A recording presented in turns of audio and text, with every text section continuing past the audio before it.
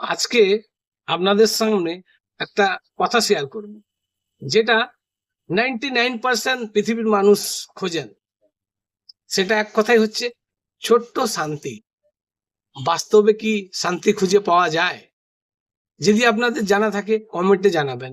আমি আমার অভিজ্ঞতা থেকে শান্তির সম্বন্ধে ছোট্ট একটা বিশ্লেষণ আপনাদের সামনে রাখছি।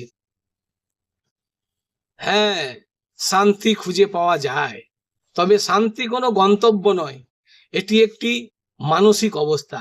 জীবনের সমস্যা, দুঃখ, অপূর্ণতা সব সময় থাকবে।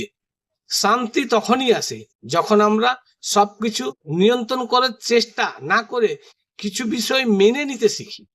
অনেকের কাছে শান্তি আসে প্রার্থনায়, কারো কাছে প্রকৃতির মাঝে মানে বেড়াতে গেলে, কারো কাছে ভালোবাসার মানুষের সঙ্গে সময় কাটাতে, আবার কারোর কাছে অর্থে, নিজের কর্তব্যে সৎভাবে পালন করার মধ্যে।